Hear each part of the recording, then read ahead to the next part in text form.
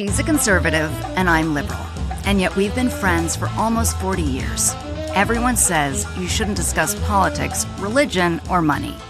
And we say that's exactly what friends should be talking about.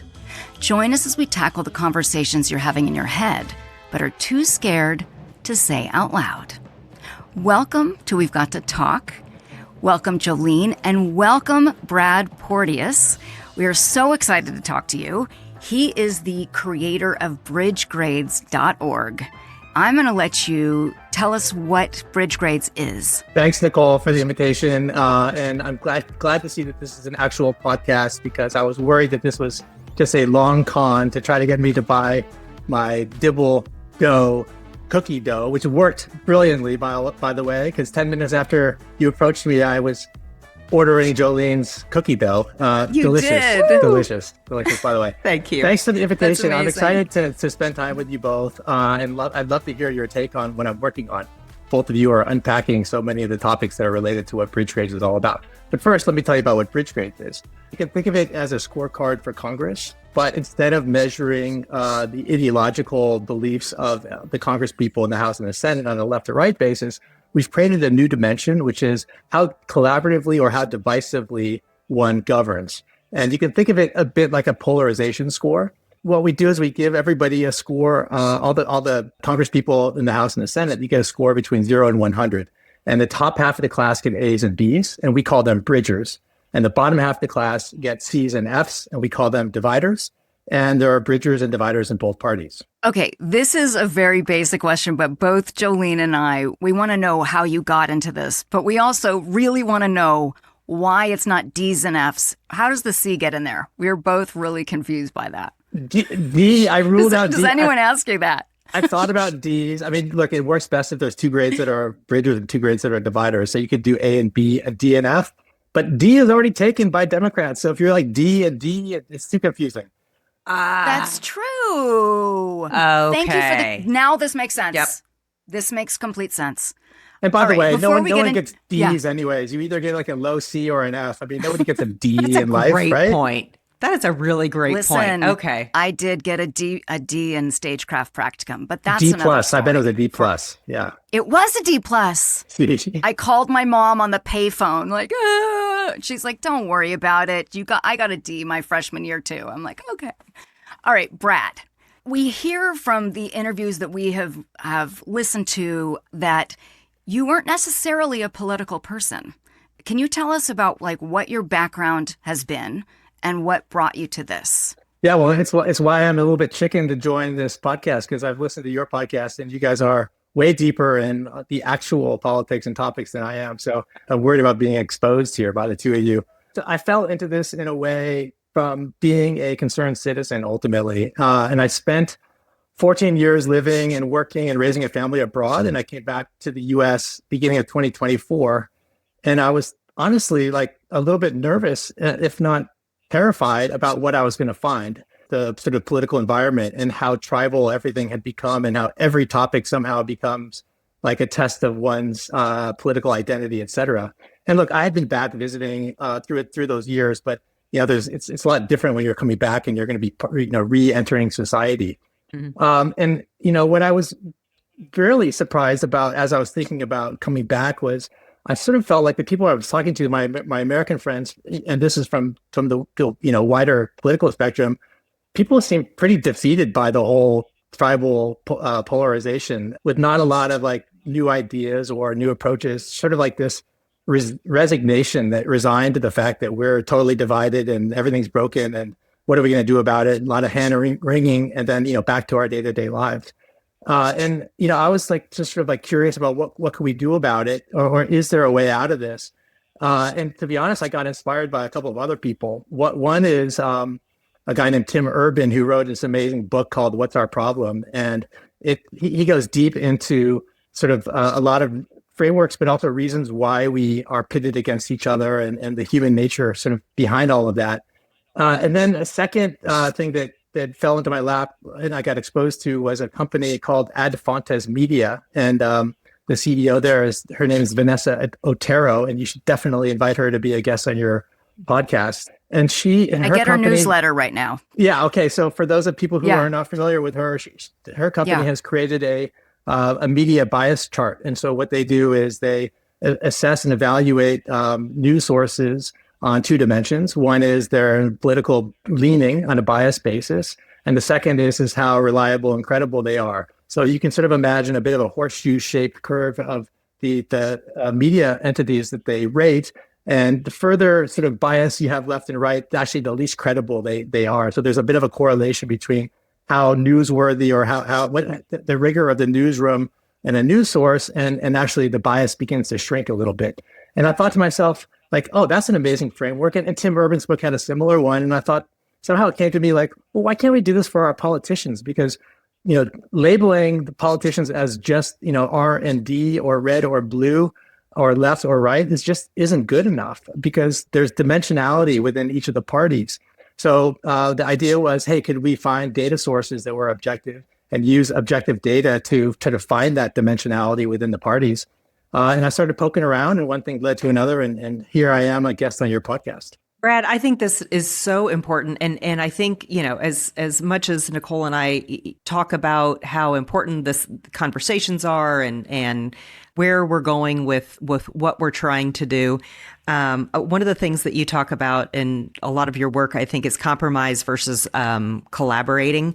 And, compromise is kind of the bad word and collaborating is the buzzword. And I love that because I think that really speaks to what we're trying to do as well. But I want to back up a little bit. To me, it's almost a chicken or egg kind of scenario, whereas as American citizens have we become so lazy that we just want to identify with one party and we don't want to do all the hard work of saying, okay, I kind of feel like I'm a Republican, but I disagree on this, this, and this. And so that it's just become so much easier for us to say, I identify with the Republican Party, and that's it. I'm going to agree with everything they do. Do you see that as being an expat for so many years and coming back that's kind of like as citizens that we're not doing the work, maybe? There is some culpability and blame on the citizens for not doing that work.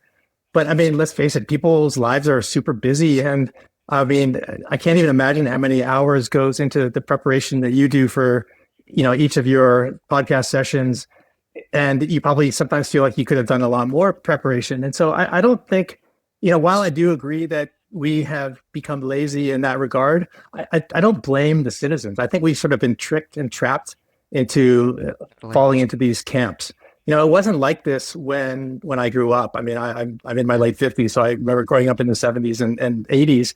And it wasn't like that. And humans have not changed all that much between, then and now. But what has changed is that we've been, splintered into our respective echo chambers. So, I have a lot of bad feelings about the profit-seeking algorithms that some people call the outrage economy. And I can only imagine that, even in your work, you struggle to cut through the noise to try to get people's attention because the fact is that we've been trained as citizens to eat junk food. So the junk food is these, clickbait headlines and everything else. And so I think we are lazy from that perspective, but I don't blame the citizens for that laziness. I think the system is rigged and we're sort of set up for it. And addicted to it. And right? addicted to it. Yeah. For fun, I'll even just call you guys out on it too. Like I saw the LinkedIn post that talked about, Jolene, your soundbite that we engaged about, which had to do with the Venezuela oil situation. And that was a punchy point that you were making, and that was designed to obviously attract people's attention, but it was also controversial, right? So we're in a society now where controversy is what gets people's attention. That's a hard world to be in. Which is so funny because I think we fight against this so much, saying, we aren't just a soundbite. We're not trying to be clickbait here. However, that's what we put out. That is what the algorithms need to attract more listeners and viewers and all that. So it's like we're saying one thing and doing another. So I don't blame the people. I think the systems are rigged against us. And I do think that governmental interventions around things like algorithmic content distribution is something that needs to be looked at very soon. I think we would both totally agree. We absolutely agree. Because I find that, because I deal with a lot of the social media and I take a lot of deep breaths And there's so much rage and there's not a lot of listening. And it can be incredibly defeating. But I have to keep moving forward because I absolutely believe in this. But I agree with you, Brad. Like in that particular snippet, there are times that it is outraging. And we're actually just trying to advertise our podcast and hope that you will come and look or listen to the full episode. But people's attention spans are so short that doesn't, like, a lot of times people just want to spew their rage or spew how right they are and not really dive in. And then that's the end of that. To Jolene's earlier point about us being lazy, we have been sort of trapped into it, and it is just easier to, let's say, associate with the team that you want to be a fan of, let's call it. So there's very much of a sort of a sports team fanship that's happening in politics now. And it's just easier to wear the home team's colors and cheer for the home team, no matter what. It's a lot harder to think your way through it. And, that is where I was really impressed when I listened to your year-end summary. And I think one of the conclusions that both of you came to was that you hated the idea of being labeled a liberal and a conservative, but because while you do lean that direction, which is great, it doesn't mean that you're universally for or against different topics that you, quote unquote, your side would be typically for or against. And so that takes work, that takes effort. Yes. And I think that if you think it takes effort and work as a citizen, it's even much harder in some ways for our representatives on Capitol Hill.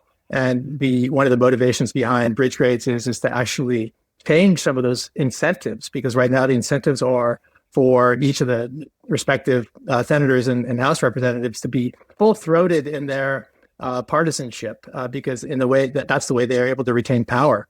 And it takes a lot of guts and courage to be the people who take a risk and put themselves out there and join coalitions with people who are from members of the opposite party.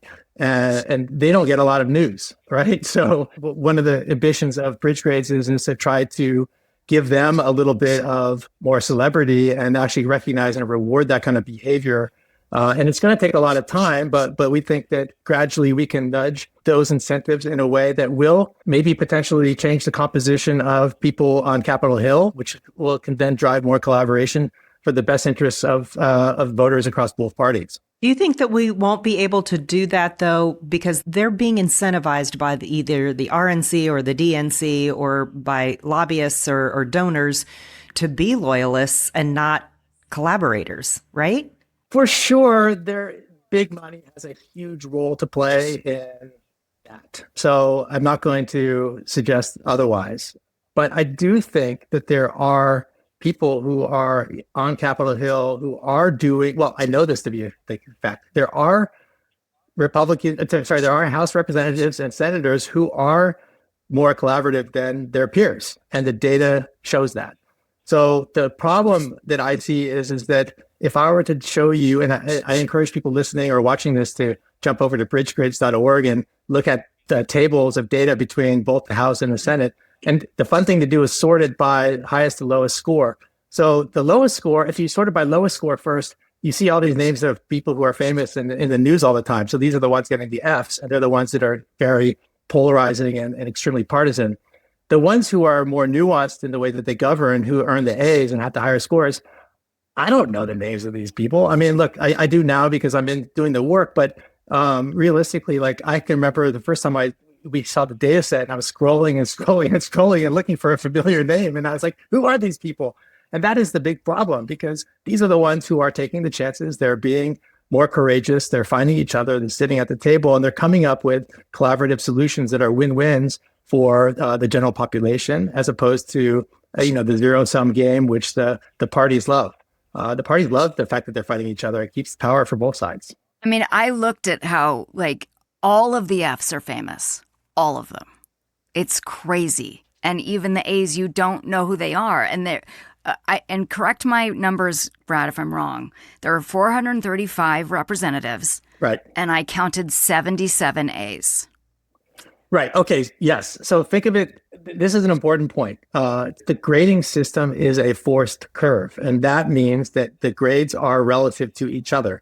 So what it means is out of the 435 House representatives, half of them are A's and B's. 217 are A's and 218 are B's. our C's and F's. So half are A's and B's, half are C's and F's. And so within that, we use a standard deviation from the mean to get to an A or an F. So by design, there's going to be 77 A's or some odd, and whatever it is, the number of B's, et cetera. And some people have said to me, well, how can so-and-so get a B? They're like nasty and they're divisive and so forth. And I was like, well, keep in mind, this is a relative score and the bar is very low. So, okay, so that makes sense why Ted Cruz has a B. Yeah, because I was like, why does Ted Cruz have a B? But if you're saying it's on a curve, then it makes a whole lot more sense. So listen, I think that's a great example, right? So I think naturally the human instinct is to scan the data, look for people who look for biases that back up your own bias, and look for outliers, right? So, okay, Nicole, you're the liberal. You look and you saw that Ted Cruz is a B, and you think to yourself, what the hell is this system? This can't possibly be the case. Ted Cruz is, I mean, there's no way. Right. But actually, so keep in mind that the grading and the data is only aggregated for the time that they've been serving in this Congress. And that means from January 2nd, 2025 until now. So we're on 1 year through a 2-year Congress. The data from beforehand gets thrown out, right? So there's so Ted Cruz started with the same clean slate. Grade as everybody. Clean slate. Yeah. Right. And got it. So let me just explain the Ted Cruz one, because I think it's interesting, because I'm always looking for outliers to validate whether or not the system is working or not. And if I see a weird outlier, then I'm thinking like, maybe there's something wrong with the data. And sometimes there is, but sometimes the data is accurate. And if you think about Ted Cruz's arc, at least in my news bubble or my news algorithm, he's been pretty quiet in 2025. I mean, he was all over the news in 23, 24, but he's been very low key and he's been off the radar, again, in my bubble, in my algorithm, in a way that I thought to myself, you know what? Maybe he has bigger ambitions and he's sort of cleaning his own slate, and maybe he's laying low and all these kinds of things. So what I like about the system is that it gives an F student a chance to get an A next term. It's not like you're an F for life, right? And that's important, because in an incentive system like this, you want to encourage people to change their behaviors. And I think the system we have demonstrates that that's possible. So Marjorie Taylor Greene could, had she not resigned, she could have started with a clean slate next year and been completely different. And I was extremely excited to see how that was going to play out. And before she resigned, there were definitely some people who were asking me a lot about, well, is she going to suddenly get a good grade because she's behaving now? And what I went back and looked into data and looked at her records. And one of the things that, so she, just to be clear to your listeners, she's scoring an F. Last term, she also scored an F. Not too big surprises there. But one of the inputs into the grading is Rhetoric. So we use only third-party data, and we use data from an organization called the Polarization Research Lab, and they count the number of times they basically scrape the web, and they scrape Twitter, and they scrape all sorts of press releases and things and communications coming from every congressperson, and then they chunk it up into little sound bites, and then they run it through analysis to figure out to bucket these things in different buckets. And one of the buckets we use is personal attacks. So they count how many times somebody makes a personal attack. And bless her for her change in heart, but unfortunately for her, the count of personal attacks that had gone up until the point where she sort of pivoted was just so huge compared to everybody else that even if she were to have stopped making a single personal attack the rest of her term, she wouldn't have been able to close the gap. The way I would tell people, it's a bit like you failed your pop quiz, you failed your midterm, you failed the homework assignment, suddenly you're like studying for the final. Probably still not going to get an F in the class. So she basically needed to drop the class, right? There was no way she was raising that grade. She needed to drop that class and take it next semester. Exactly right, Jolene. So for this term, she was sort of screwed on her grade, but I think January, if she would have stayed in her seat and she would have won, she would have had a shot like everybody else to get that A grade.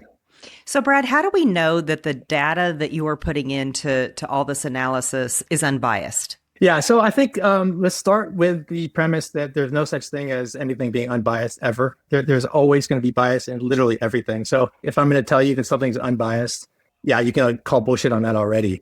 And I learned that back to the Ad Fontes Media chart that I told you about. They show that bias is a spectrum, and it is a spectrum. So my assumption and hunch is that there is bias within the data sources that we are collecting. And I think we have to have some sort of tolerance for that. And I don't know exactly how that bias is, whether it's left or right. I just don't know. One of the things that we are very strict about is that we're only using third-party data itself. So let me share with you a little bit of the inputs that go into the grades, because probably people are at That'd this be point great. very curious about it. At a high level, it's sort of 60-40 legislative record versus rhetoric. So legislative record is it's things that you're doing as a legislator. And specifically, we look at how many bills that you've authored that has earned co-sponsorship from somebody from the opposite party. So if you author a bill with a co-sponsor from the opposite party, you get points. If you co-sponsor a bill that was authored by a member of the opposite party, you also earn points, but you don't earn as many because co-sponsoring is a little easier than authoring, right? So we weigh that a little bit more, a little bit less. More than half of the grade comes from those two specific data sources. And that comes directly from congress.gov. So that is actual, just raw data that is available to anybody. So what you do matters, but also what you say matters too. If you're going to be a bridger or a divider. And so I mentioned already the Polarization Research Lab. We use two metrics that they measure from every member of Congress. One of them is how often somebody is talking about the topic of bipartisanship. And then the second one I mentioned already was personal attacks. So the Polarization Research Lab, they could have bias in their methods. They're funded by a wide range of ideological backers. I feel pretty confident in their approach and work, but we're not precious to any data source. If another data source starts to do rhetoric analysis and we think that they're doing it in a way that's more robust, then the beauty of our system is that we can swap out data sources as we think is reasonable. The legislative record and rhetoric analysis are the sort of the two things that sort of give you your score. And then we do a couple of interesting things on top of that to recognize and reward bridging and dividing behaviors. In particular, one that matters a lot, I think, is we apply a courage bonus. And you can think of it like a degree of difficulty score, like on a platform diver or gymnastics, which is to say, like, if you are representing a district that is a hard-leaning district, either a hard-leaning blue district or a hard-leaning red district, it'd be really easy not to be a bridger. You could just continue to be extremely partisan and appeal to your base and get reelected over and over again. So we recognize that it takes a lot more bravery for somebody to engage in bipartisan work and bridging behavior. So we give them a little bump if you're one of these people representing a hard-leaning district. It's a lot easier to be a bridger if you're like in a 50-50 district, because you really have to earn the respect and the votes from people from both sides. And so we make an adjustment for that. We also make a similar adjustment for how far away you are from the center when it comes to ideological beliefs. So one of the things that I think is extremely important is that we're not trying to encourage or tell people that they should be centrists or moderates. We believe that America is amazing because we have a wide range of beliefs. Where we suck is when we don't actually get together and talk about those together and come up with and learn from each other and come up with best ideas from anywhere.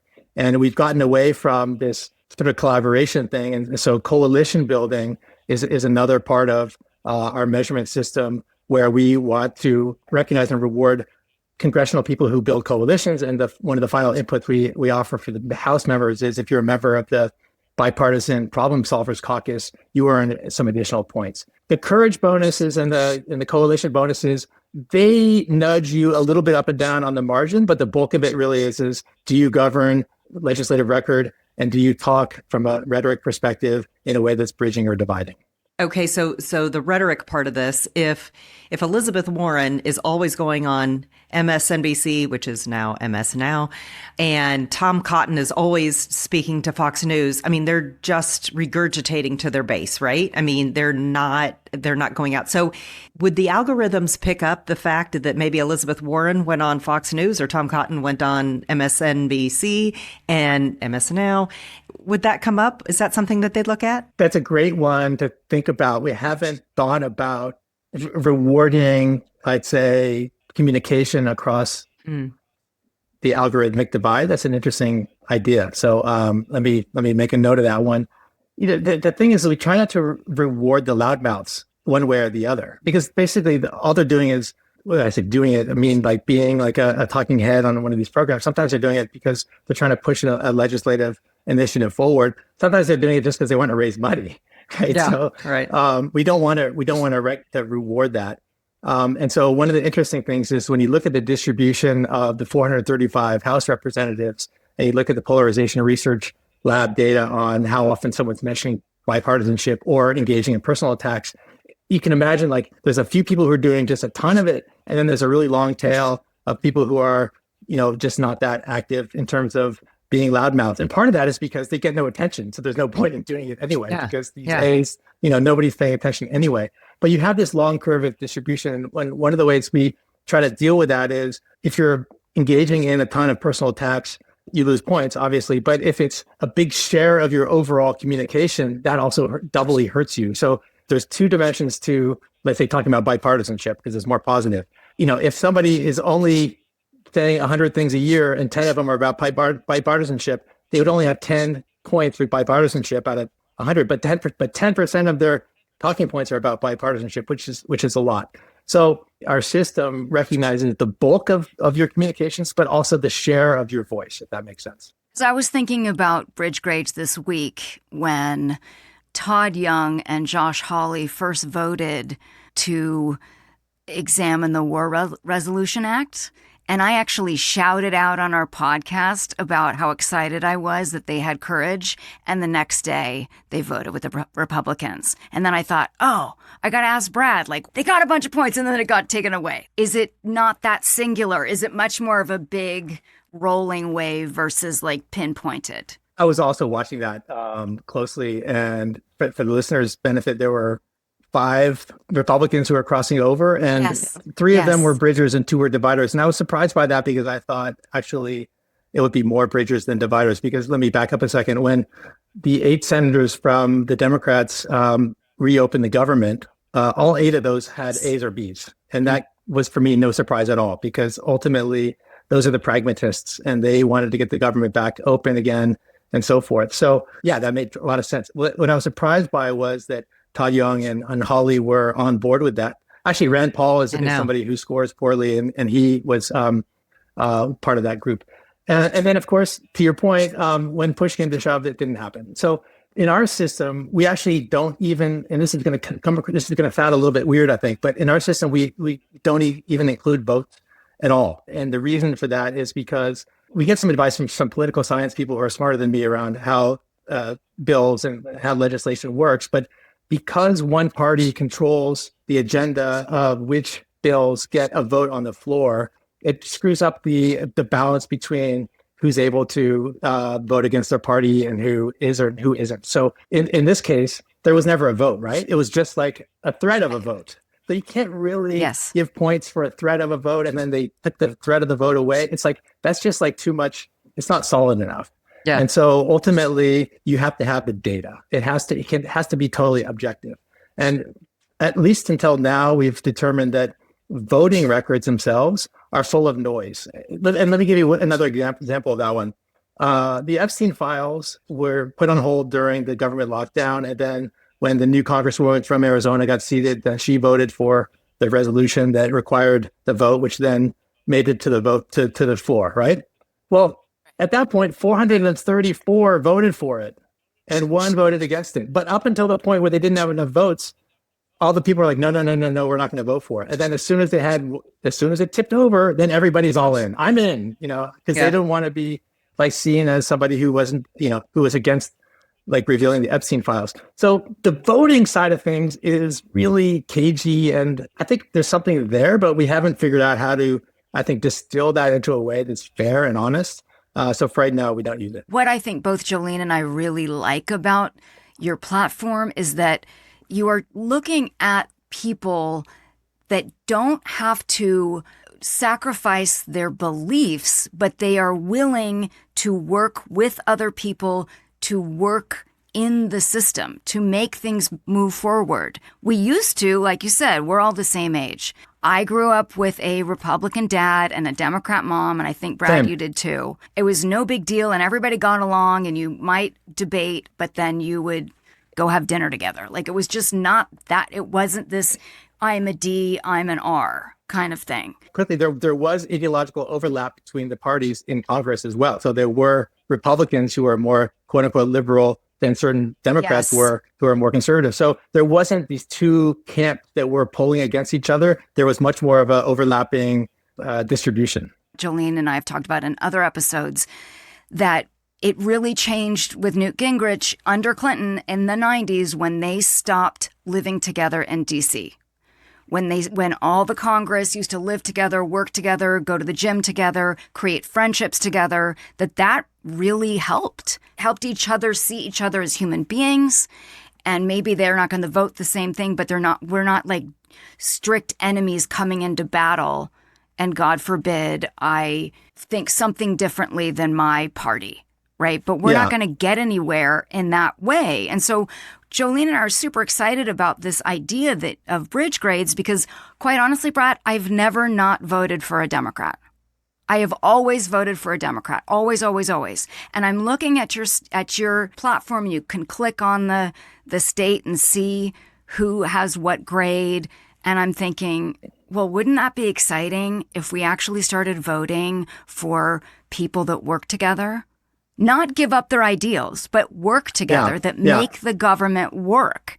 Like, that's super exciting to me. And I'm wondering two things.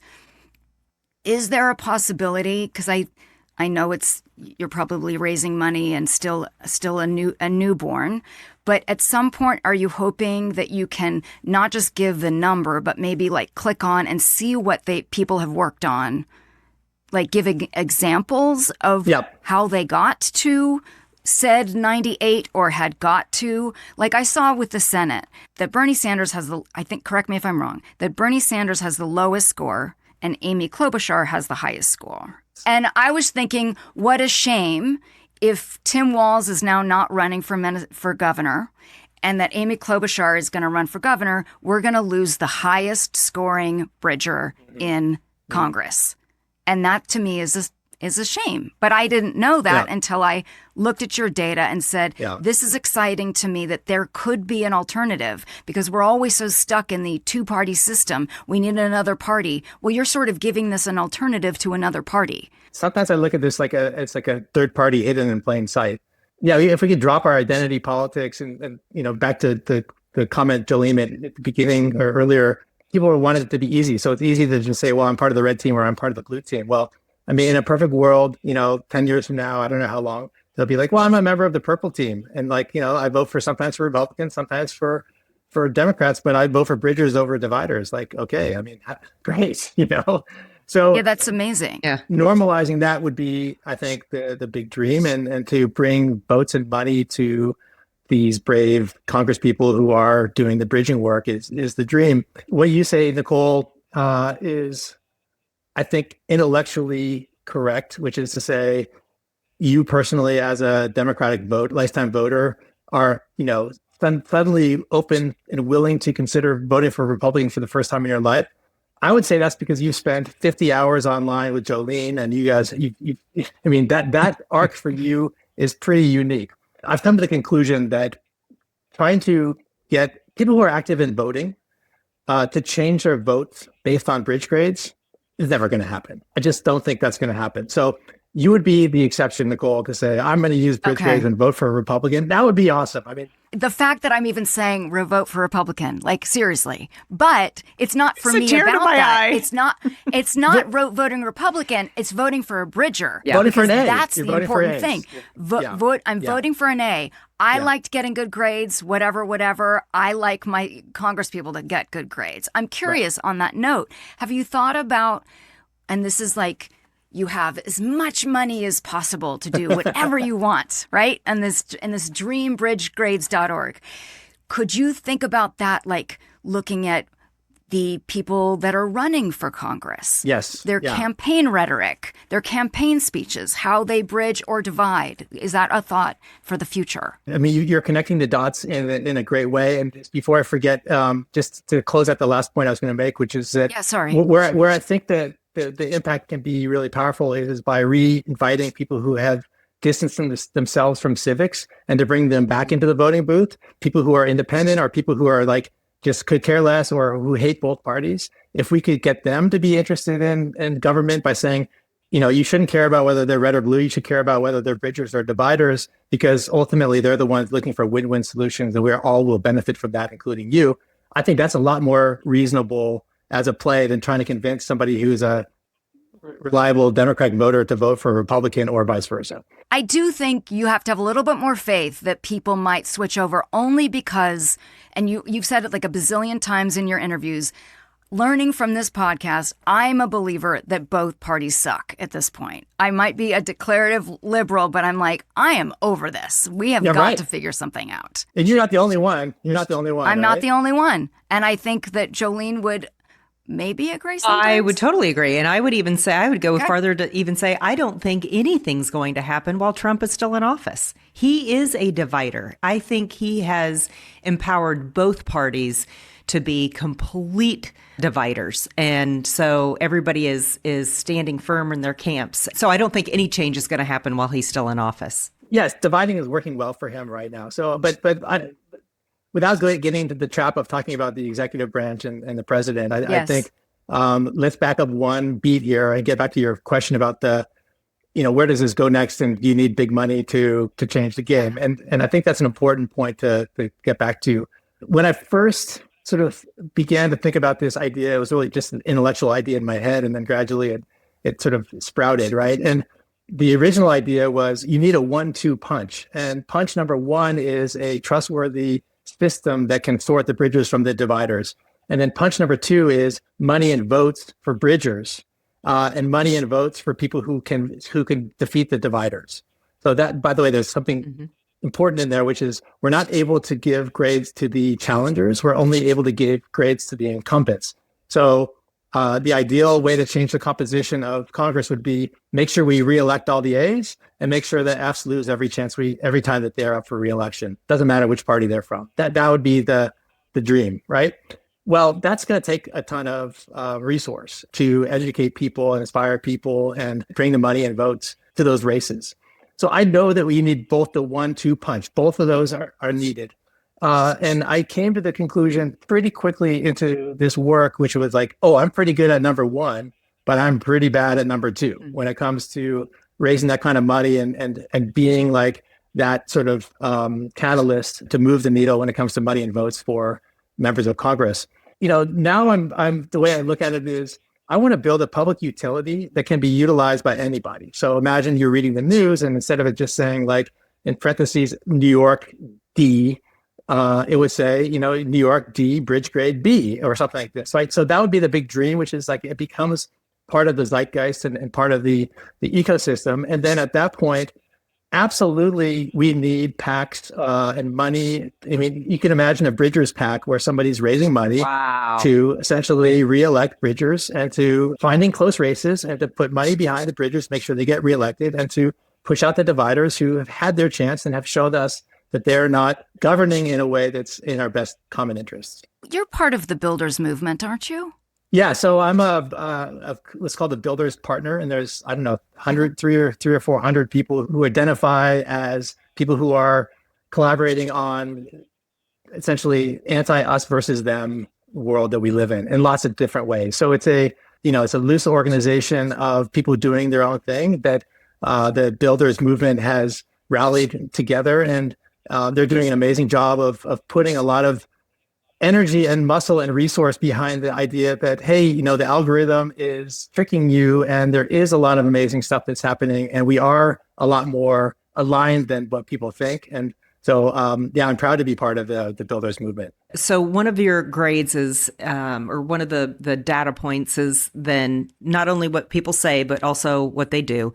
So speaking of what they say, do you get as granular as like looking at what they would say when they go back into their districts and have a town hall, and you're able to kind of take some of that information or some of the vernacular of those conversations and put that into a data point? Because I think as we get closer to the midterms and you see maybe some people who maybe are, fighting for their seat, or maybe I see I think, some Republicans who are going to maybe distance themselves a little bit from Trump the closer we get to the midterms so that they can seem like more of a bridger than a divider. So how do you take that into account? Implicit in your question is, does the Polarization Research Lab do a good job of collecting, let's say, the sound bites and the wording from these town halls and other events? I think the answer is yes, but I'm not totally convinced, and I wouldn't die on that hill.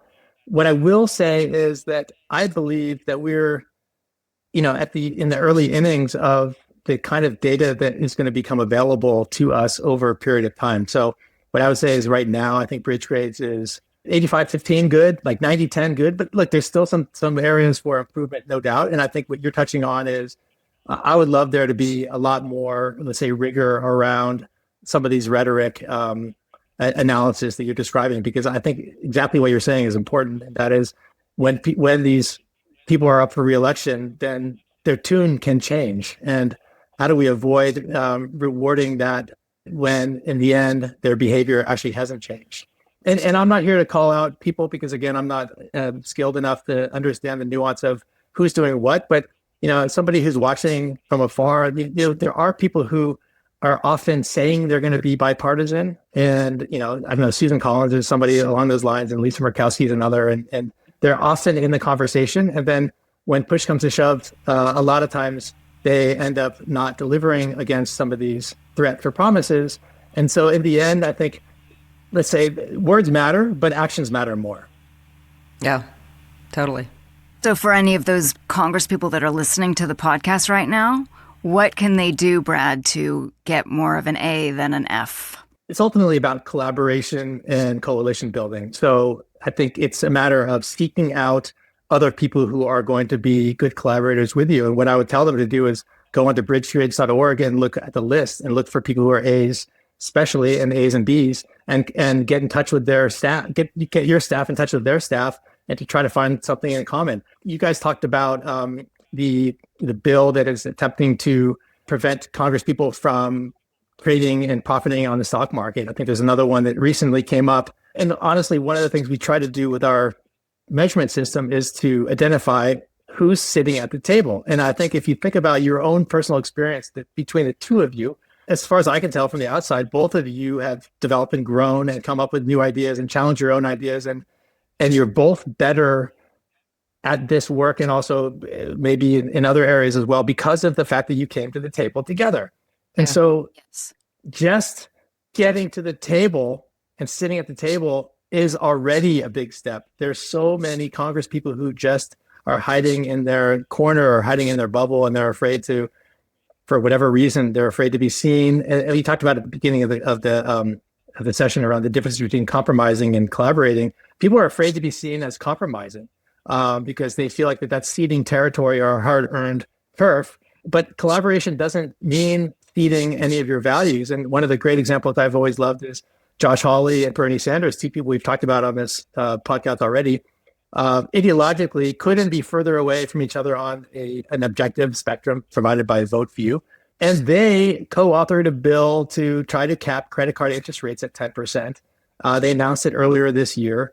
And actually, Trump has gotten interested in this one recently. So you may have seen that one popped up in the news. That got kicked off at the very beginning of the year. These guys are both Fs. And I was like, whoa, check this out. These guys are co-authoring this bill. Like, it makes total sense. So I went and looked into it a little bit. Hawley's team never mentioned that Sanders had anything to do with it. Sanders' team never mentioned that Hawley had anything to do with it. Neither of them were mentioning that it was a bipartisan effort. They both were basically saying, look what I'm doing for my people. I'm going to help people with affordability and crushing credit card debt. And we're going to push back against the banks, and 10% is enough for them, blah, blah. But it was like they were so shy of the fact that this was a bipartisan collaboration. That's where we are now, which is really, really scary. We have to make bipartisanship sexy again is really what needs to happen. It's not sexy. And just because you try to work together doesn't mean you're giving something up. You're actually making the country better. That's the thing that what I love what you're doing, Brad, is you are taking into account that we are all Americans. This is about finding the win-win versus the zero-sum game. I think it's what I said this earlier about it's the chicken or egg theory, right? I mean, does it start in Congress and they lead by example, or is it us as the U.S. citizens who say, no, this is what we demand? And I think that we're just that's a great question. Yeah, what's the answer? What do you think? Again, I'm going to go back and say that we are so polarized that I don't know that we as citizens would respect those politicians who are willing to collaborate together, because I think that we are so hell-bent on digging in our heels on what we believe that I don't think that we're open to that yet. I think there's a couple things that come up for me here. One is like, I think it's too easy to ascribe the positions that are going to be taken by the 10% on each of the wings, no matter what. So you're totally right about those people. They're never going to go for it. I think there's a silent majority in the middle of the distribution curve who really want it, who really want this kind of collaboration. But it's just not normalized right now. So I think that we have to figure out a way to normalize it in a way that not only makes it okay for Bernie and Josh Hawley to say that this was a bipartisan effort, but actually be excited about saying that, because they're showing their populations that they're not just only representing, one part of their district who happens to be in the same political party that they are. So I think it's going to take a lot of time. To your point, I think we're not ready for instant bipartisanship is the name of the game. But I do think that we can nudge our way there through these incentives by making bridgers more famous and essentially supporting them and saying, like, these are the people who are the ones doing the work. Just as an interlude, one of the examples I was looking at somewhat recently was there was a 35-member of Congress group that have co-signed what's called a healthcare framework, and this is trying to address the healthcare affordability topic. Of the 35 Congress people, 20 are Democrats and 15 are Republicans. 30 of the 35 are A's and B's. 30 of the 35 are A's and B's. 22 A's and 8 B's, and 5 of them are C's and F's. Great, I'm glad they're joining. But it's like, this is the group of both Republicans and Democrats who are like, these are the adults in the room. These are the pragmatists. They say, you know what, healthcare affordability is a problem. And you know what, let's begin to try to come together and come up with a solution, because never in the history of America has a really great, long-lasting legislative agenda that's been authored by only one party has that really ever survived and been successful. I think by definition, we have to sit at the table. And again, the two of you are exhibit A of the fact that sitting at the table together can yield all sorts of interesting insights. Oh, Brad, you're saying there's hope. I love it. You are saying that there's hope. Thank God I think for we you. have to be patient, but we have to be determined. And it's going to be incrementalism. This is like a compounding portfolio. If we can get like 1 smidgen % better this year and then a smidgen more next year, and then it compounds on itself, I think we can build momentum. I think we can change the composition of Congress to be more collaborative. And I do think that will change the culture on Capitol Hill. And I think that the culture on Capitol Hill does set the tone for the country. So I do think that if everyday citizens can see people from both parties working on behalf of the American people, I think that will take down the temperature in the citizen population and allow people to drop their identity politics. This is the big issue, which is people are so eager to wear their team colors, and it's just not healthy. From your lips to God's ears, Brad. I love it. Before we go into the good for the soul and the would you rather, is there anything else that you would like our listener and viewer to know about you, Bridge Grades, any hopes, dreams? What can we do to spread this revolution of bridgers? Thanks for that. I think it's pretty simple. And honestly, it's just a case of remember that there's another lens to look at when you're reading the news or hearing the news. I've gotten in the habit of this, and I'd invite everybody else to do it, which is whenever I see something that's happening in the news and I see the name of a congressperson, usually I don't know who they are, I look up their grades. And if I see that they have a really low score, then I'm thinking like, okay, this person is, has a motivation that is not pure, or I find that to be, suspicious, or I get skeptical. But if I see somebody has a high score, then I'm like, okay, I'm more curious now what their position is and so forth. So I'm not saying it's the answer for everything. It definitely isn't, but it's another lens. And so I think if we can all just get in the habit of realizing that lens exists and trying it out, that's a great first step. And then, my job is to make sure that that lens is as easy to find as possible. And so that's going to take some time. But the big dream is that wherever you are, you'll have easy access to people's bridge grades, whether the Congress people want it or not. That's so great. So do you have a good for the soul for us, Brad? Since we're all Gen Xers, I guess I would be remiss not to recommend a book that I have a lot of passion for, which is basically a memoir written about the early 90s, the last era before technology took over everything, and a love letter to Gen X about our superpower that is the ability to improvise and to make something from nothing, to use the resources that we have and to be scrappy and resourceful. And the reason I really love that book is because I wrote it and I published it last year. So that would be what I should say. It's called Roll With It. Okay. But a shameless plug. A shameless plug. Look, as soon as you started talking, I'm like, I know you're going to just plug your book. I know, because I knew that you wrote that book, but I love it. Wait, I do love that. Okay, but I'm not going to use up my good for the soul with that. I think I'm going to suggest something a little bit broader appeal, because this is pretty niche appeal, which is like I'm a huge fan of live music. Like, I think going and seeing live music is something that people should try to do as often as they can. And I'm not talking about the big corporate like tickets things got out of control, stadium stuff. And I'm not talking about that. I'm talking about coffee house stuff, or it doesn't have to be live music. It could be theater, it could be something else. But I think that as we enter this AI world and everything else, like human arts, live arts is something that I think is really important, and not just because I think it's important, but I think it's actually good for our brains. So my appeal to people is go see live music, go see somebody, a performer who you don't know anything about. It's even better when you don't know the music, because you don't have judgment about whether they're playing it well or they're not. Bring a wingman and put your phone in your pocket and just be for 45 minutes to an hour and a half, and just allow your mind to take it all in. You're speaking Nicole's language. Yep. Yes. Jolene is going to give you a would you rather, and then you can give us a would you rather. All right. Okay. Let's do it. Are you ready, Brad? I am. I think so.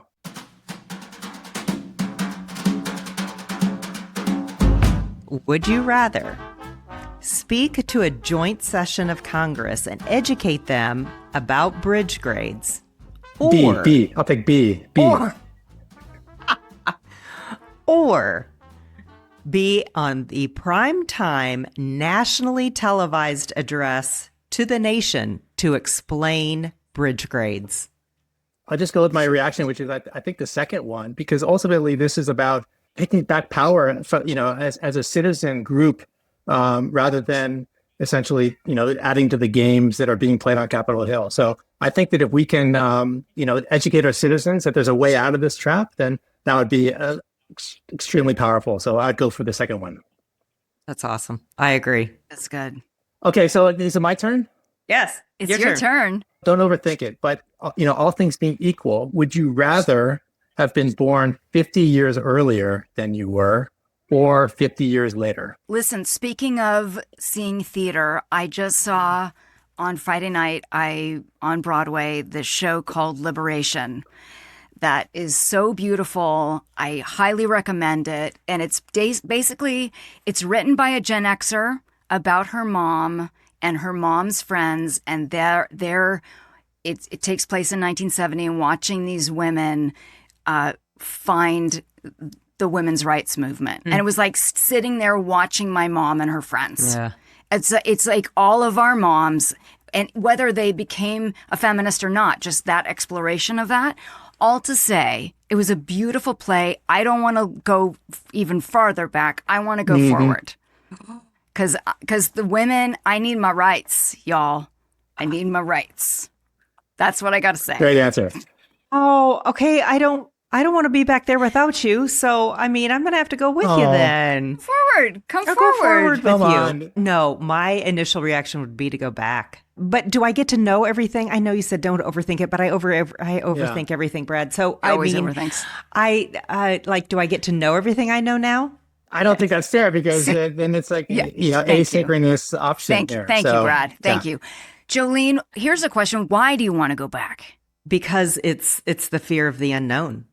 Like I know what happened back then. And so I feel like I could navigate it much easier than the going into the future and be like, oh crap, I have no idea what's going on with y'all. I tend to like err with you, Jolene, which is like, maybe it's the devil you know versus the devil you don't know. But for me, it's like the technology issue here as well, which is when I see my kids who are in their 20s and the life that they've had, like we're lucky as Gen Xers in that we actually saw both sides of the world. So we lived and grew up in an analog world with no technology, and we've now adapted to the new technologies and everything else. So we actually have the insight to understand the world through those two lenses. But, we're the last generation to have that. And I think that that's actually a superpower for us as well. And to be honest, if I were to be born 50 years after I was born, we'd miss out on so many of those cool things. But it comes with the price of Nicole, what you're saying, which is, all of the progress that we've made lost. And also the food sucked. The food did suck. And listen, vinyl's back. So we could still play our records. Like, it's still going to be cool. Yeah. Like, all those things are cool. Oh my gosh, Brad, thank you so much for being on this podcast. Great to meet you in real life, Brad. Yeah, so great to meet you. It's amazing that we're at 2026 and two people who are friends who are on different political parts of the spectrum can have a podcast and talk, an hour every week for a whole year and then into the next year. I want to say this in a way that shows as much respect as possible. It's amazing what you're doing. And on the other hand, it's kind of crazy that this is even like a thing, right? We're so far apart. Right. We're so far apart. It's wild. We're so far apart. Yeah. Can you please leave everyone with the hippo and the elephant? What Nicole's referring to is that in an earlier podcast, I was talking about something I learned in one of my corporate trainings, which was this idea of be a elephant, not a hippo. And a hippo has two tiny ears and one giant mouth. And an elephant has two gigantic ears and one tiny mouth. So we can all be elephants. Absolutely. I want to put that as like our motto. Like that needs to be our tagline. I love that. Well, I think one of the things that you both have talked about, and I think Monica Guzman also talked about, was this idea that once you stop trying to convince the other side that you're right, then suddenly you can be an elephant, right? It's the hippos that are busy trying to convince the other side that they're wrong. And when you're in that convincing mode, then you're not listening and you're not learning. So it's amazing feeling that once you stop trying to convince somebody of something and just try to understand them, then it diffuses the entire situation. And you're more likely to learn something. Thank you for letting us learn from you. Well, I'm really excited that you found me. More than just because of the cookie dough. But this has been a great conversation. There's been lots of plugging. Thank you so much, Brad. Well, thanks, Brad. And while we're going to plug, I'd say, well, it would be fun to revisit this conversation in a year from now and after the elections and see where Rich Rates has come and to stay current on the evolution of this whole project. Yeah, we'd love to have you back on. That's a really good idea. And your cat. Who's awesome. that? Have you and your cat back on. Thank you, Brad. Here's to Gen Xers. Thanks again for having me on the show. I love it. Thank you. We've Got to Talk is produced across the world by the wildly talented, creative, and hilarious team at Bambi Media. Our theme song is Jump Jive Swing by Space Train Unlimited. Thank you so much for listening, and join us every week for another episode of We've Got to Talk.